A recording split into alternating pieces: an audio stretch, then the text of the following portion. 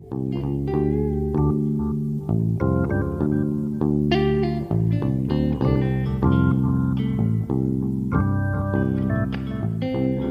to Keep the Game Beautiful podcast. Each week, I highlight incredible people who are doing amazing things in soccer, the beautiful game.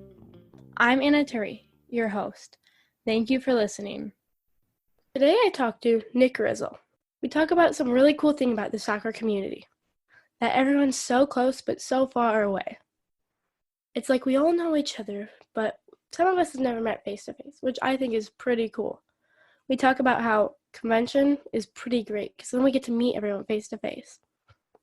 And we also talk about how excited I am to be there at convention this year at Podcast Row.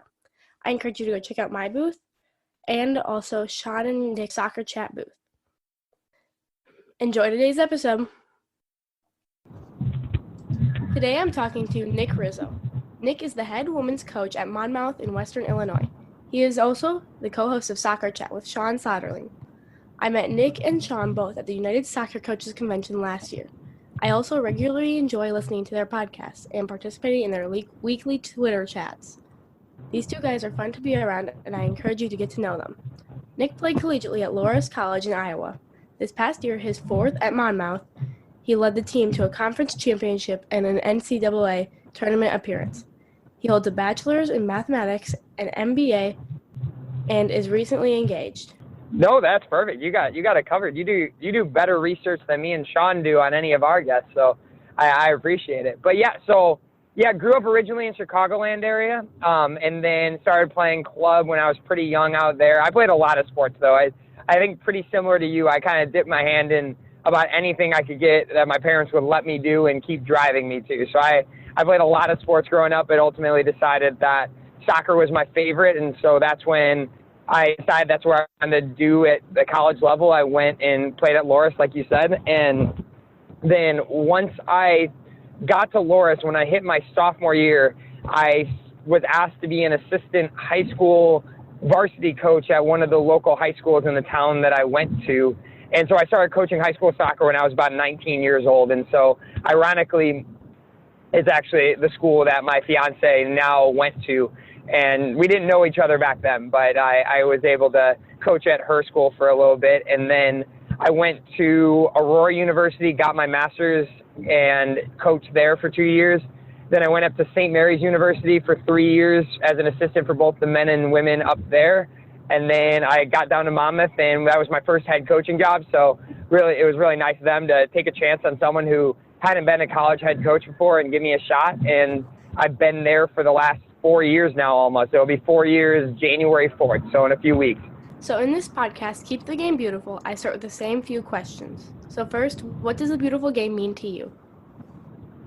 Oh God, I mean, it's my life. You know, it's one of those things that it's a part of everything I do every single day. I get asked all the time, like, how's work going? And I'm sure every coach says this. It doesn't feel like work most of the time. I get to go out and I get to do a sport for a living, which is absolutely crazy to me. That if you would have told me 10, 12 years ago that was going to be my life, I don't know if I would have believed you. So the beautiful game to me is just, again, it's one of those things that I get to experience and live every single day through my life and watch people grow and become who they truly are and become real adults by the time that I'm done with them. And that's a pretty cool part of it for me. What are actions or things you do to keep the game beautiful? Yeah, and it's the same things that you're doing right now. I think to spread the game as much as possible, to not only talk to other coaches, but to go be a part of different environments, go work camps, go to different countries, be involved in groups that donate gear and donate your time to people who might not get as many opportunities as all of us. And so how I spread the game is really just try to get as much of the game out there as I possibly can, just working with all the amazing people that I've gotten to meet through this game and try to really just keep it growing in the way that it makes it special around the world and really makes it the number one sport in the world. I think that's kind of our responsibility as coaches, as players, as people, and you're already doing it by talking about it and being as involved as you are already, refereeing, playing, doing all those things, coaching. I think that's the best way you can give back and continue to expand it, is just be as involved with it as possible and allow other people to see and share the love of it that we all have. How do you encourage others to keep the game beautiful?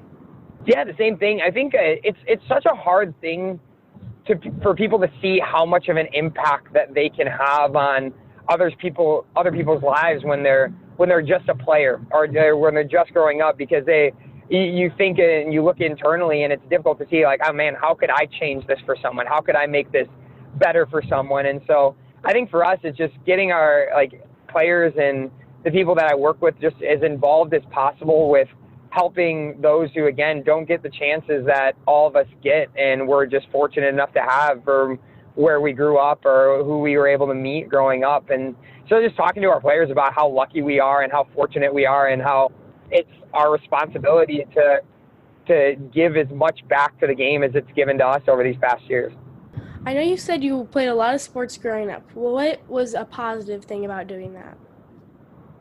Yeah, I think for me, I always joke about it. And the number one most positive thing is I'm 30 years old and I can go pretty much play any pickup sport and not be the worst player on the field, which is always nice. But for a more serious answer, it was nice for me because I never, and not that people that specialize very early always do this, but I never got sick of any of the sports that I did.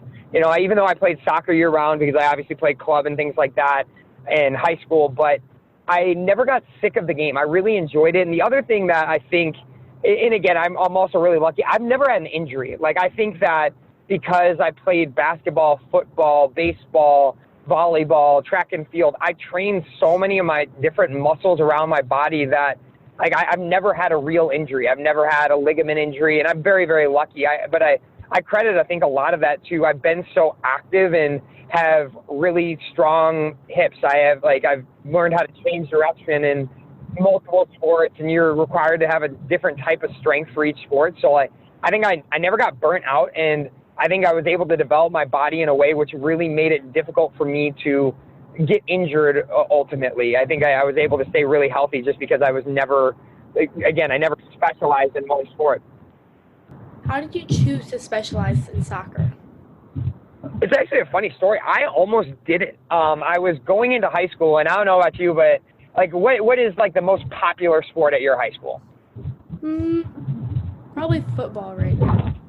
Yep, and that's what it was for us around us. And so I played football all through junior high, and so when it got to high school, I'd also played soccer, but to be honest, I didn't have that much foresight to think that I would want to be a college soccer player. I wasn't one of those kids who grew up knowing that was even a possibility. And so when it got to high school, I almost went out for football, but I got asked, my mom actually called the high school coach because one of my club teammates had was playing with the high school team in a summer league, and he was going to be a freshman at the school I ended up going to. And my mom called the coach and was like, "Hey, Nick plays with Jeff. Is it okay?" And keep in mind, Jeff's a phenomenal player. And I was a good player, but Jeff was he ended up going to Michigan State, playing there, starting there 3 of his years. So I was not on Jeff's level, but the coach was pretty much said yeah, you can bring him out, but we'll probably decide if he's able to keep coming back. And pretty much it was my tryout to go play, and I had a really good game when I went, and the coach found my mom afterwards and was like, if he comes, then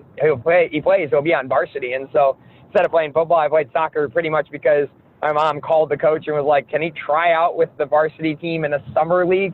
And I did well enough, and that ultimately I wanted to be on a varsity sport as early as possible. So that's why I picked soccer over football. And I was again, I'm short. I'm 5'9", so basketball wasn't really going to be a long-term thing for me, and volleyball was my other sport. And again, being a 5'9" guy in the men's game is not a tall enough height to be an effective college player. So it was an easy decision after that. Would you encourage other young players to try out multiple different sports? Yeah, I just think that it's fun, and I think what you're doing, because how many different sports do you play right now? 3 maybe. Yeah. Yeah, and you probably have friends in all of those different sports. Your 3 main ones are water skiing, wrestling, and soccer, right? Yep.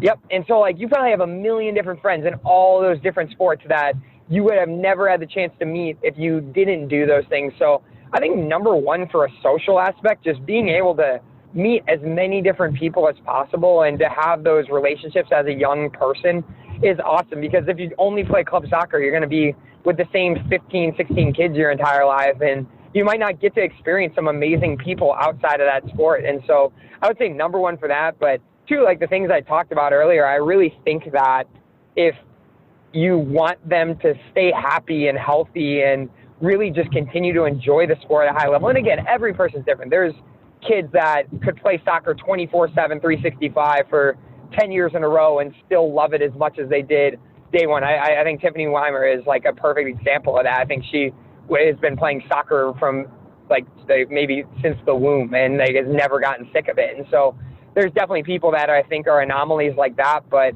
I think it just allows you to really enjoy this, like this sport even more when you come back to it. So after your game against Knox College, which is just a few minutes away from you, I know you had an exchange with a player that you shared on social media. Could you talk a bit more about this? Yeah, so it was such a cool experience. I won't share her full name, but her name was Katie, and I had known Katie a little bit. I'd gotten to Monmouth really late, and the previous coach was recruiting her a lot. She's a phenomenal. I mean, she was a first-team all-conference goalkeeper. And I reached out to her, but she had already kind of decided that Knox was the place for her. So I was just like, oh, well, best of luck there. And so when we got to this game, which had been her senior year game, we ended up beating them in penalties. And Katie's phenomenal. I mean, she ended up getting first-team all-conference. It was just an absolutely incredible goalkeeper. And I got a text that was on that Monday of her just saying, like, hey, coach, like, your team battled really well, and it's such fun matchups going up against you guys. Best of luck in the NCAA tournament. I was so taken aback by it, because if we're being honest, I don't know at 22 years old if I would have had the emotional maturity to be able to take the hardest loss of my career possibly, and 3 days later be able to reach out to the coach of the team that had beaten us and have the just humility to say something like that. I was almost like brought to tears by it. It was incredible. And I mean, and it just like, it really talks to the exact name of your podcast, the beautiful game. It's just, I mean, that's what it is. I mean, we battled, and obviously, like, I want to win, she wants to win, everyone that we play wants to win every single game. But to be able to step away from it a few days later and just really be able to just have like a ton of respect for the people that you go up against, I really think that that's what it should be, no matter what level you're playing at. How did her words of encouragement help you and your team? I mean, just for us, Knox has been for us they're the totem. I mean, they were the top of the totem pole for the last 3 years. They've won 4 regular season conference titles and 3 tournaments before this year. They won the regular season this year, and so we've been always trying to get them. And I think when I first got here, there was almost like this animosity, like in the game. Like it was I wouldn't say it was like dirty, but it was almost harder than it needed to be at times. And it's kind of like in the last 2-3 years really changed to just be a really good, hard, competitive rivalry.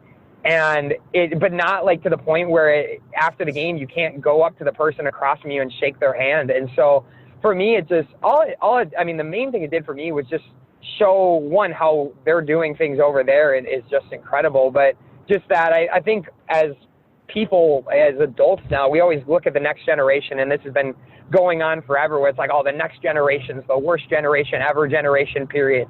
And it's like, people have been saying that since like friggin' like the Middle Ages, you know. But I think it just really shows that there are some incredible people coming through, just as soccer players, as people, and the next generation is going to be just fine. I think that's all it showed me, is like, man, this kid has more maturity than I ever had at her age, and I think I turned out okay, so I gotta imagine she's going to turn out even better. Have you always wanted to coach collegiately?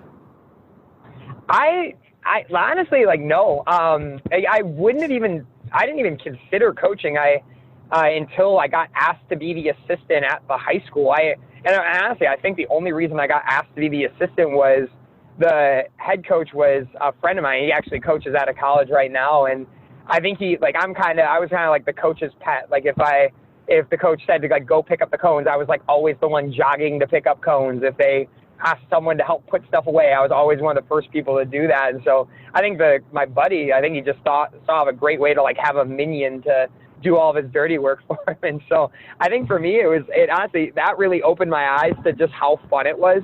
And it was funny, my fiance's dad is a reverend, and he did a wedding the other day with some of the players that I coached growing up, and just hearing their parents talk about the memories from the season and stuff, and just how big of an impact that we had. I never knew I wanted to do that until I had the experience doing that. And then at 19 years old, that's when I remember walking into my coach's office maybe a month later after we got done with our season. And I said, how do I do what you do? How do I become a college coach? And he kind of really did just an amazing job of helping me take the next steps in that journey. And now it's crazy. I'm 32 years old. I've been coaching for 13 years now, which doesn't seem real. That's almost half my life at this point, which is absolutely nuts. Did coaching help your playing level? Yeah. And I was going to ask you this, because I know you've coached a little bit too. Like, hey, have you noticed you've become a better player since you've had to help other people with coaching them? Mm-hmm. I've noticed I've become way more technical, and watched every video I watch, I can notice what I'm doing wrong. And also refereeing too. It really helps knowing what I can get away with and what I can't. Yep. No, and I'm sure even from a goalkeeping perspective, because obviously you see everything from the back going mm-hmm. forward, but when you're coaching, you're on the side sometimes, or you might be standing in the middle of the drill, and just the different perspective you might get from being in those spots, I got to imagine, has just been awesome for your development as a player. But yeah, no, I absolutely, it was crazy. The year after we did that was probably the best year I had as a college player.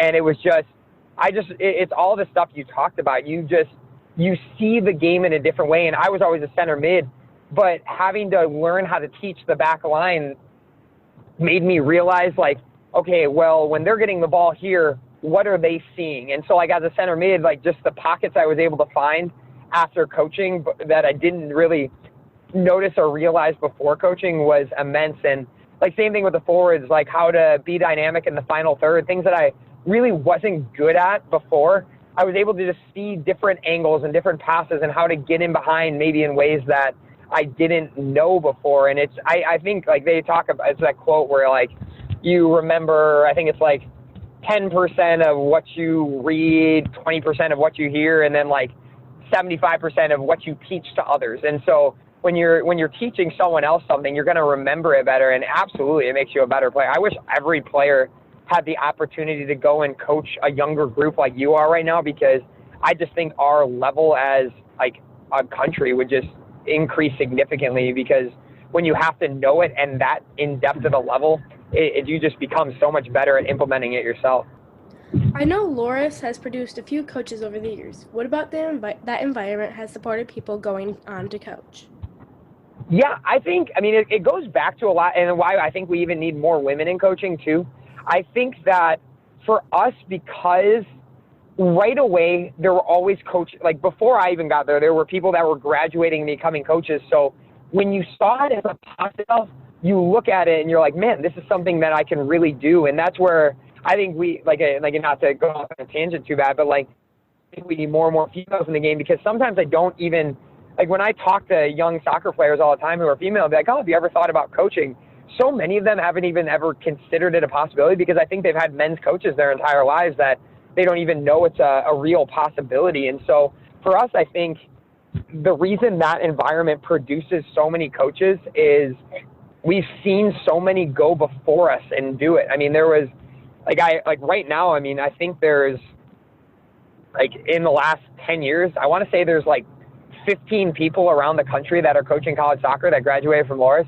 I could play a schedule, my non-conference schedule. I think I could fill with almost 2/3 of Loris, Division III women's head coaches. I could fill 6 games with just those people, which is absolutely insane. But I think, again, it goes back to we saw it as a possibility because others had done it before us.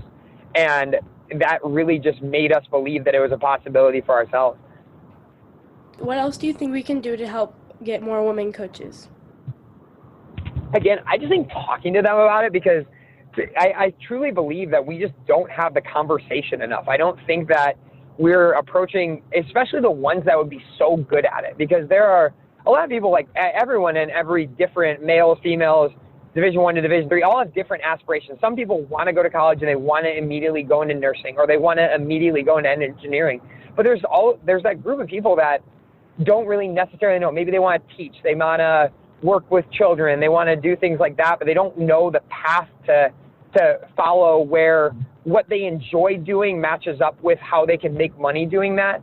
And so I really just encourage them to get to more events. I think it was Jess Nash is doing an unbelievable job with Rush, Wisconsin, where they have like a player mentorship program where last year at the Wisconsin Women's Soccer Symposium, Jess brought 2 of her players to the event to listen to coaches talk amongst hundreds of other coaches. And I think like for them just to have that experience to realize, man, there's a ton of females out here. There's a ton of coaches out here that are doing exactly what I think I could be able to be good at, I think is just a really good next step. We just have to let them know that it's a possibility and show them how to get to that path by taking them to the convention, taking them to the symposium, taking them to practices, involving them in coaching as early as possible to see like, man, this is a lot of fun. Like I have players right now, one of them worked a camp up at Wisconsin last year who's actually thinking about coaching now because she worked a camp up at University of Wisconsin-Madison and saw how much fun it was to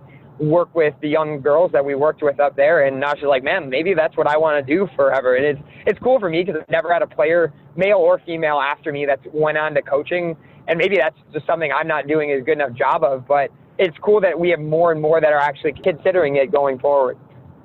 Do you think a good coach has to also be a good player? No, but it's weird. I think this is a weird gender discrepancy for whatever reason. I think that for females, I don't think they care if their coach could kick a soccer ball 2 feet. Like I have seen some coaches that definitely are not demonstrating the drills, but are winning national championships. So on the female side, for whatever reason, on the men's side, I feel like the male brain needs to see the guy or girl that's coaching them to be really, man or women coaching them to be really successful, like as a player to be able to do it. But no, I definitely don't think you need to be a phenomenal player. Like Brad Stevens, who's one of my favorite coaches in the NBA, coached at Butler for a while, was a Division III men's basketball player. Now he's coaching at the Boston Celtics. And that's not to say Division III men's basketball players aren't phenomenal players, but they're definitely probably not at the level that most of the NBA players are. And so for him to be able to like take those steps, and there's stories like that all the time where players like didn't even really have great playing backgrounds and turned into just absolutely phenomenal coaches. And so I really don't think it's a huge, I don't think it hurts to be a good player, but I also don't think it immediately makes you a good coach either if you were a good player. From what I can tell, you really enjoyed your season this year. I'm sure there were a few minutes where you felt like things could have gone differently. How does positivity help you and your team? Yeah, I mean, like it's one of those things where we've been growing for a while. I think when we took over the team back in 2016, me and my assistant Katie, it was kind of in a weird spot. They weren't that successful, and also like the work rate and the attitudes, there were a ton of kids that had it, but there was also like a small group that didn't. For us, it was just trying to find the ways to get the players to be just incredibly individually motivated and excited about the game. And so for us, it was kind of cool to finally see it culminate in winning conference this year, because we've been working hard to get just that mentality to this point to know that it's possible. Like, for example, Knox, who we beat in the final, my first year, they beat us 7-1. And so it's come to be able to go to their place and win that game is really cool. But to be honest, it comes from the fact that they're just good people. Like I talked to the Wartburg coach, Tiffany Pins, is one of my good friends, and we always just talk about how we want to coach good humans. You know, you want to coach people that are just good human beings, because then it makes it easier. And one of my captains we got after we lost in the NCAA is they always do an interview with the coach and a few players just to talk about the game. And they asked her about the season. She's like, honestly, it was just, this year was fun because we all really like each other. And it's not that we don't get after each other, but we really like each other. And I think that makes a huge difference. Is it important for a team to have a good community and atmosphere with each other? Yeah, I mean, again, you have to be able to, not everyone on the team has to be best friends.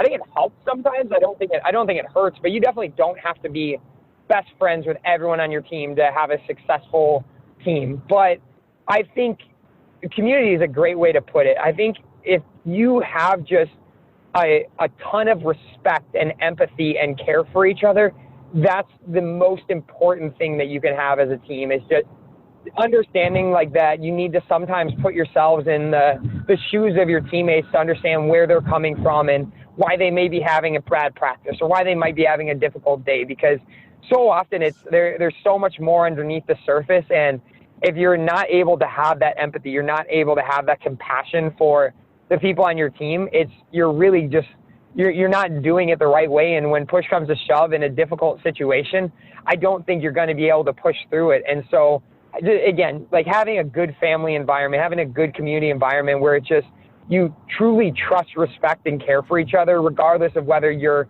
meeting, hanging out, always with each other off the field. That's the most important thing, is just have that care and just, but again, compassion for the other people on your team. So it seems like you and your team joke around in quite a bit. Yeah, I love it. Yeah. Do you like to recruit people that are funny, or do they learn the humor and culture once they're on campus? I think it's a combination. I always joke with people, like I have players on my team I always joke about that are horrible in the recruiting process, that were like the most boring people to talk to ever. And then when they get here, you can't get them to shut up. And so I think it's a combination. I think any coach that, like, you're going to end up recruiting a ton of players that are like you in a lot of ways, just because when you're going through the recruiting process, you're going to gel with certain people more than others, and they're going to come to your place, like, and they're going to meet the players on your team. They're going to sit down with you and your assistant coaches, and they're just going to come for them because it's going to feel familiar and comfortable. And so I would say a lot of them have unbelievable personalities, like, before we meet them. But I think that, again, when you have an environment where, like, I like to laugh and I love to joke around and play pranks and stuff. So, like, when they'll know, like, for example, like when they, like, the last pool workout that we had this year, they know if, like, they throw me in the pool, I'm not going to be, like, making them run laps and stuff like that. I can give as well as I can take. And so I think it's fun, because if you create an environment where your players are able to have fun around you, but also know when it's time to be serious and to turn it on a little bit, I think it's just fun. We do this, and I sometimes think that we take ourselves too seriously and forget that so much of this is about creating a group of memories that your players will have for the rest of their lives. I talk about that all the time. Like, when I was a player, like, all I wanted to do as a coach is give people the same memories that I had, where I look back and, like, I'm getting married in a year and a half, and so many of my teammates are going to be in my wedding. So many of my former players are going to be at my wedding. And it's just, I want to give everyone those experiences that I was able to have, because, and if it's not fun, you're not going to have those, I don't think. I think if you're like, if you just constantly are upset or angry or don't get to laugh at yourself every once in a while, it's just not going to be that fun to hang out. I would be bored. Maybe other coaches can do it. Maybe other teams can do it. But I know personally I would definitely be bored. What is the best joke or prank you've seen one of the players pull off? Oh, gosh. I mean, throwing me in the pool was pretty good, because, like, I don't remember the last time I got tossed in a pool. Like, they will constantly, like, one of them, she would Snapchat me, like, doing, like, dumb stuff while I was coaching, and then showed me all those videos later. So that was pretty funny, because, like, you never, like, I don't know, I'm so unaware sometimes when I'm coaching of, like, what I'm doing. Like, I'm so focused on the game or the practice or what I'm doing, and so, like, I don't realize what my hands are doing and stuff like that. So that was a pretty good one. Oh, God, what other ones have they done? One of my goalkeeper always will move stuff in my office. So, like, one day she came in and, like, literally everything in my office, and I have a lot of things in my office, were turned upside down. So that was probably one of the better ones too. There's a few good ones. I wish I could remember more right now, but, like, there's definitely, I would say throwing me in the pool was probably the number one. I was definitely not expecting that, and I didn't have a change of clothes, so that didn't help either. It was like 30 degrees outside, and I didn't have a change of clothes. So, like, my clothes froze as I was walking out to the car, which was super comfortable. I think I took, like, a shower for, like, 30 minutes trying to get warm after that. I know you call the team the boys. They seem to like it too. How did the did this start, and do you have any other funny inside jokes? Yeah, so that one was actually pretty funny. So I watch way too much professional soccer, and I'm a huge Liverpool fan, who everyone who follows me on social media obviously knows. And so for me, when I first started, I'll scream at the TV, because I'm not really a huge yeller as a coach. I don't scream at the referees. I don't really yell at our players a lot. I kind of like to let them play, especially once we get to the games. And so I kind of used my yelling at Liverpool players as a release. And so I'll always scream at the TV, like, come on, boys, let's go. And we were in the second game of the year this year. We were in a really intense moment, and I just slipped.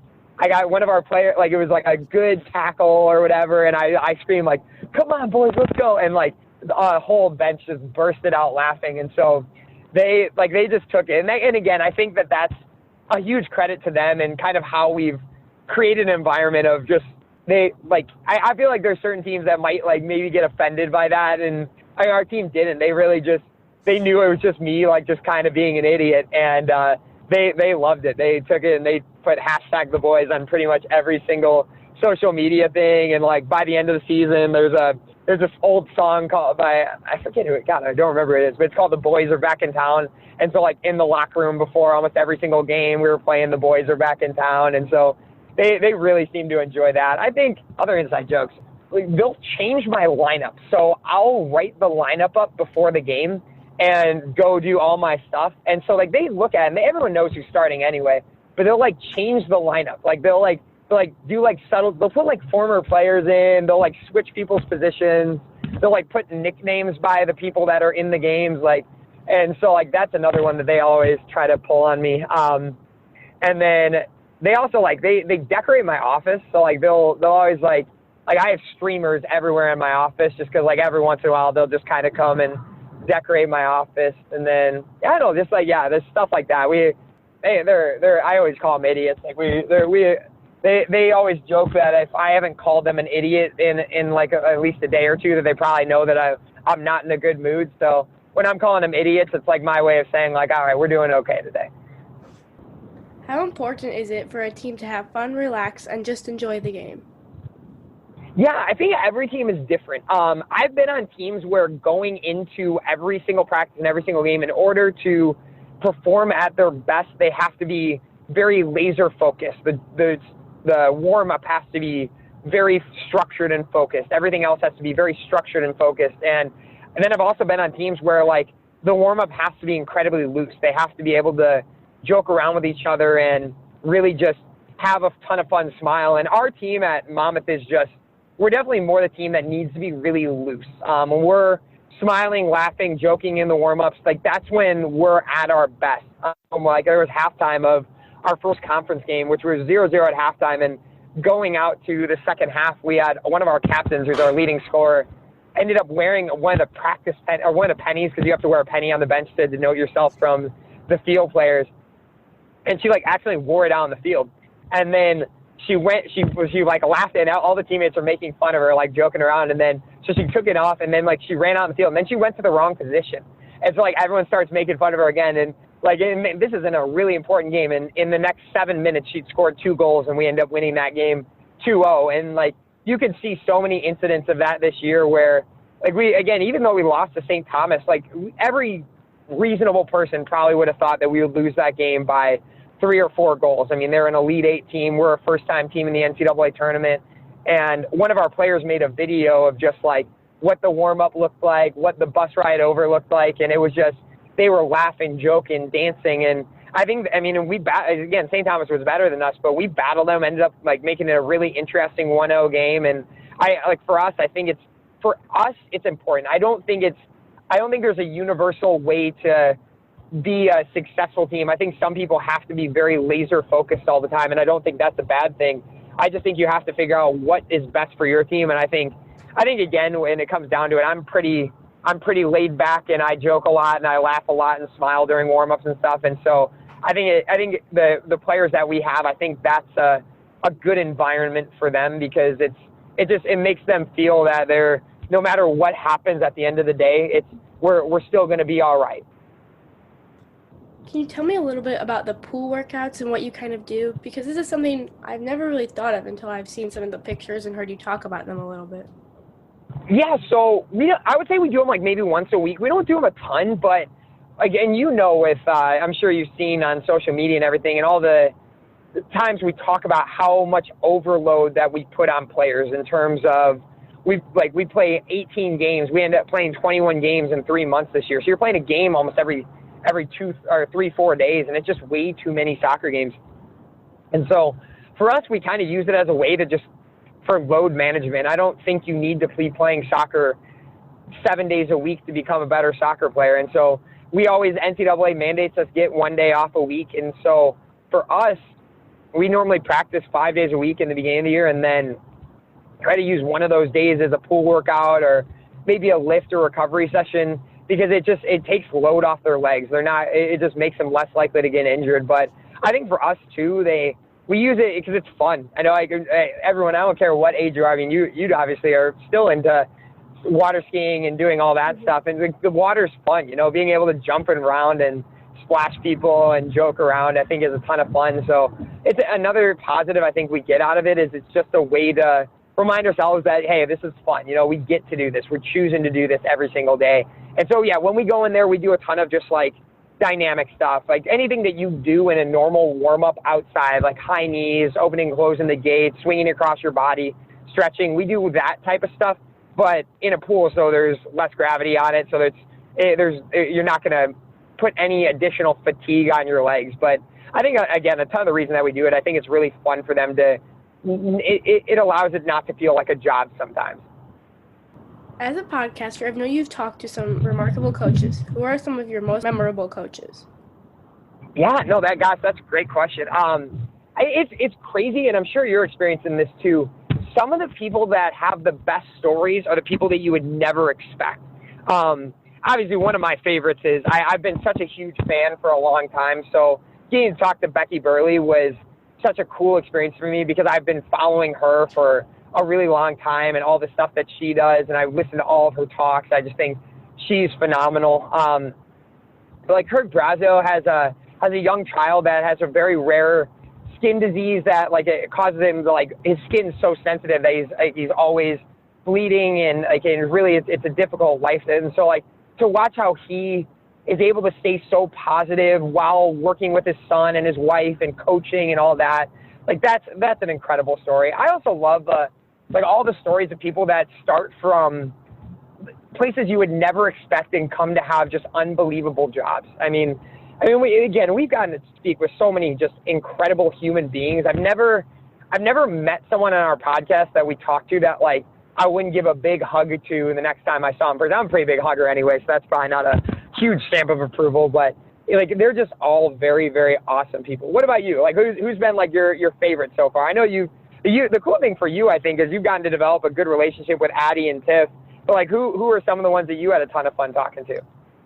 I had a lot of fun talking to Christina Uncle, which was my first one, so I was a little more like nervous. I think if I would talk to her now, it would be a lot more laid back, and I'd enjoy it a lot more. Well, that would have to have been a cool one for you, just because you're kind of are you thinking about pursuing She's referee, right? Yeah.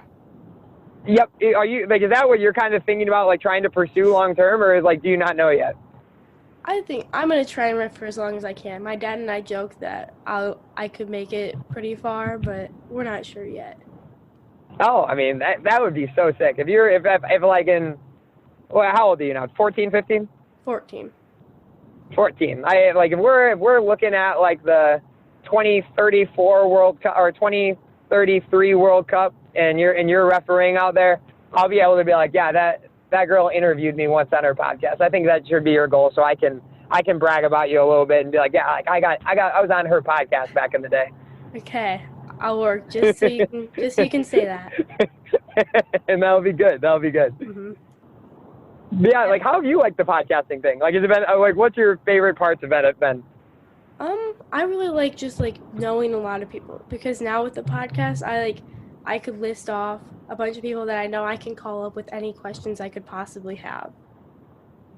Yeah, absolutely the same. Like the amount of people that you get, like now when I go to, if I would have went to convention like 3 years ago, I would have probably like sat in the corner and just taken notes and done really just the normal generic thing. And now like it's really cool when you get to go now. I met you last year there and your dad obviously, and it's cool now because anywhere I go, like I feel like there's 50 more people that I know just because of being able to do things like this.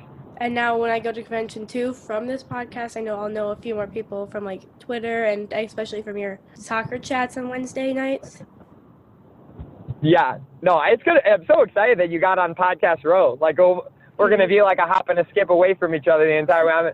Like, it'll be so much fun to like be close to you guys and be able to like see like what kind of guests you guys are getting and stuff too. Like, that'll be so much fun. So this year you had a Jamaican national lacrosse player on your team. What was it like to help her balance the responsibilities she had between schoolwork, the international competitions, and soccer? Yeah, that was crazy. I mean, because like you don't see that a ton at the Division III level. So I was probably as brutally unprepared as you could possibly be to deal with. But it was really. I mean, KJ's just an unbelievable human being. She was part of my first recruiting class back in 2016, and so I've obviously gotten to know her better than almost every other player that I've had, just because I've had so much time with her. And back in, it would have been, I don't know, I think it was like late May, she told me that she had gotten a call up and was like, ironically, she's like, hey, if we end up winning conference tournament, there's a Jamaican national like tournament. She's like, I don't know what to do. And I remember I immediately I was like, you have to go to that. Like, I go, I don't care if we're making the national tournament or not. Like, and obviously I care about our team, but like, how often you get to put your country's colors on and compete? Like, it just doesn't, I mean, I'm never going to do it, like, opportunity that had is absolutely unbelievable. And so for her, I mean, she's a captain for us, and there was nothing that ever made me hesitant about giving her taking that opportunity. And so for her, just, I think a lot of it was just, like you said, learning how to balance everything is crazy because she still had to get some stick work in. She still had to obviously play and compete. She ended up getting Offensive Player of the Year for us in the conference this year. And so for her, it was just a lot of extra work and communication and just trying to find ways. I did it, like, we just did a lot of things in practice where, like, if we knew she had done a little bit extra work with the cross that day and some stick work, we'd do a little bit less with her, put her as neutral, like, pretty much the entire season just to decrease the chances of her having an injury and things like that. Obviously, both for us, for soccer, but also for that chance, too. So, yeah, I mean, again, she's such an incredible person. I think that it's cool to be able to be a part of that journey, but I didn't do anything. I mean, it's all her that has really done this and kept a good GPA and balanced both those, get Offensive Player of the Year, and then she ended up getting Player of the Game for 2 of the 4 games she was at the tournament. And so, I mean, it was crazy. We were driving up to St. Thomas, and like all of our girls had her game on live stream, like watching her play, and that's just cool. Like you don't get, especially as a Division III sport, you don't really get to see people competing on the international stage very often, especially people that the very next week you're going to be hanging out with again. So that was pretty cool for all of us. Now we've made it to the final question. So this is a question I ask everyone. What do you hope people remember about your impact to soccer and the world? I always joke with people, I want to be I always forget, it's like 6 or 4 degrees of Kevin Bacon, where like every single person, like every single movie, like actor or actress, you can like connect between 3 people and you can find Kevin Bacon.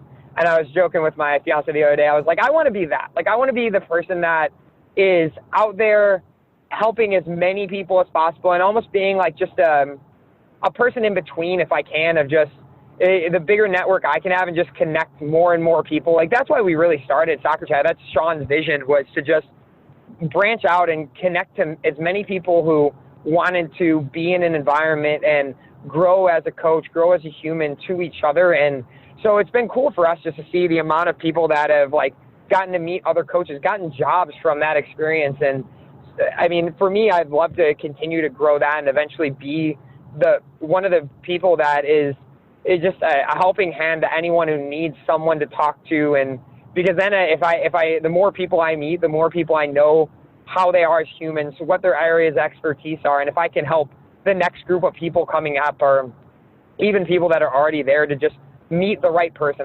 There's that old adage where like, I don't have all the answers. I always joke, I'm still such an idiot. I'm still such an adolescent as a coach sometimes. But if I can keep learning and keep connecting people to people that will help them learn, I think that's probably the best impact that I can have, because I'm not suddenly becoming the U.S. men's or women's national team coach. I'm probably not going to go coach at Liverpool, but if I can be that person that can connect as many people as possible, I think that would be a great legacy to leave when people think about me.